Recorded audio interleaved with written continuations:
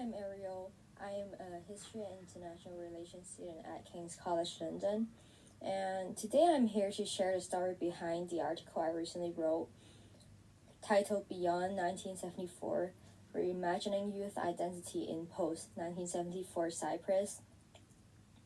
But instead of just talking about the article, I want to share something more personal, including why I chose this topic, why I focus on identity, and why Cyprus.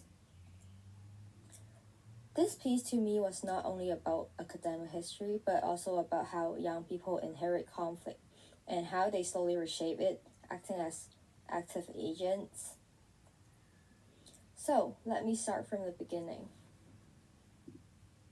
As a student studying history and international relations, I've spent a lot of time learning about wars, treaties, and political turning points. But this internship stood out to me because it has a human needs focus, which I have never encountered. That's why I chose to participate in this internship. One thing that really surprised me during this internship was learning that identity itself is considered a basic human need. Before the internship, I honestly never thought about identity in this way. I thought it was something cultural or political, but not something people actually need in order to feel secure and connected. This idea really changed how I understood post-conflict societies, and it made me want to dig deeper into this aspect in my writing. So this was the starting point of this article. There comes the second question: why Cyprus? I had actually studied Cyprus before, but it was in a more political context, looking at the division mainly through institutions, negotiations, and international involvement.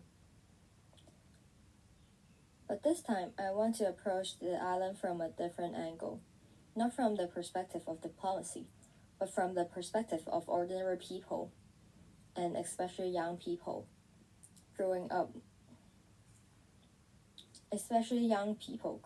after 1974, which they have never truly encountered the conflict themselves, but very impacted by the legacies left behind. In a way, this project allowed me to revisit a place I already knew academically, but understand it from a more human perspective. And the shift became the core of the article I wrote. Since 1974, Cyprus has remained divided between Greek Cyprus and Turkish Cyprus communities. The capital city, Nicosia, is still separated by what is known as the Green Line, a buffer zone monitored by the United Nations. For decades, this line did not just geographically divide the country, but it also divided memory, belonging, and imagination. What interested me most was the younger generation growing up after the division. Many of them, as I said earlier, have never experienced the violence of 1974 directly, but they still live with its consequences in terms of identity. That raised a question I kept thinking about while writing this article.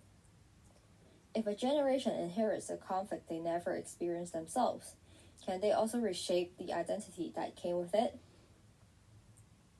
And that was the core question that I deal with during my work. During my research, I found many examples showing how identity in Cyprus is often shaped through inherited memories. For example, children grow up hearing stories from their parents and grandparents. They learn about the conflict through school textbooks and national commemorations. In many cases, they form impressions of the other side before ever meeting someone really from the other community. So, identity is not something people experience, but is something they inherit instead. To help explain this experience, I introduced the story of Maria in my article. Maria represents many young Cypriots who grow up surrounded by memories that are not their own but still shape how they understand themselves. She hears stories about separation and conflict, yet she hasn't lived through those events herself. She feels connected to a history she didn't personally experience. Those children every day ask the question of where do they truly belong? Something important changed Cyprus in 2003. After nearly 30 years of separation, checkpoints across the divide opened. And for the first time in decades, people could cross from one side of the island to the other. That moment really stood out to me while writing this article. It was not just a political turning point, but also one for identity.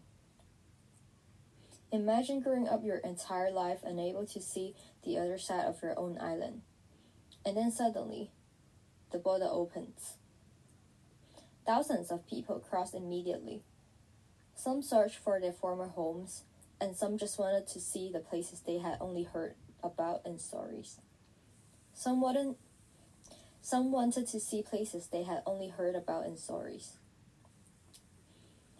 And some simply wanted to meet people they had long imagined as strangers or enemies. Those first crossings were emotional and sometimes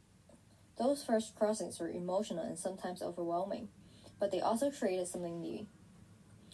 They created contact and interlingual games together, and some formed friendships through exchange program and sharing learning spaces. These moments might sound small, but in divided societies they are actually very powerful, because they created spaces for identity to become something negotiable rather than fixed. One thing I really wanted to highlight in my article is that identity is not only political, but also emotional, about belonging, and largely about memory. Additionally, it can also be about uncertainties. For many young Cypriots today, 1974 is still important, but it no longer defines everything. Instead of seeing the past as something permanent and unchangeable, some young people are beginning to reinterpret it.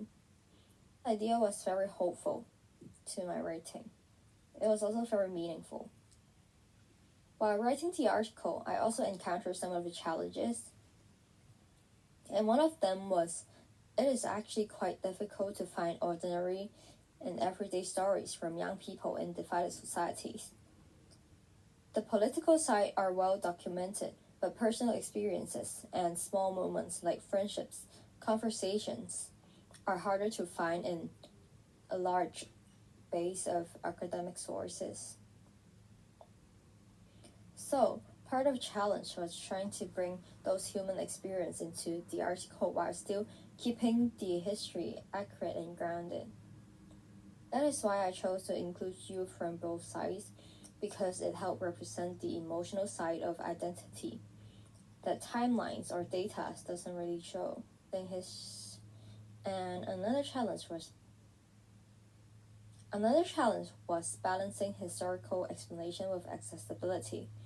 The Cyprus conflict involves colonial history, competing political fictions, and international intervention.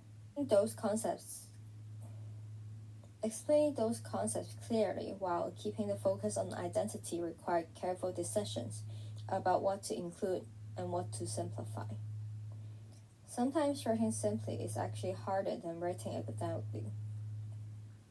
But this also makes stories meaningful. This internship changed how I think about post-conflict societies more generally. Before this experience, I often thought about peace mainly in terms of negotiation between state leaders or international agreements. But through my experience in the internship, I found that peace is also shaped quietly by everyday interactions, by friendships, shared spaces, and even curiosity, especially by young people who are willing to question the stories they inherited. I think this is really helpful, and the realization will stay with me even after finishing the article. In many ways, the article becomes just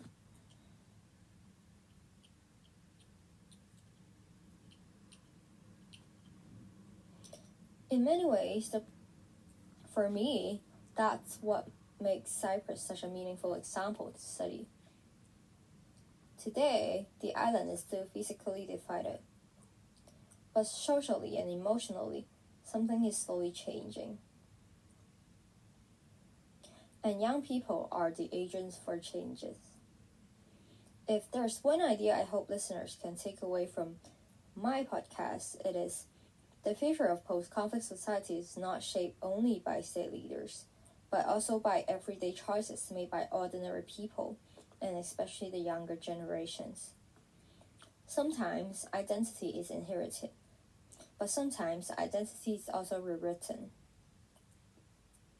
And watching this process, even slowly happening, was one of the most important things I learned through this internship.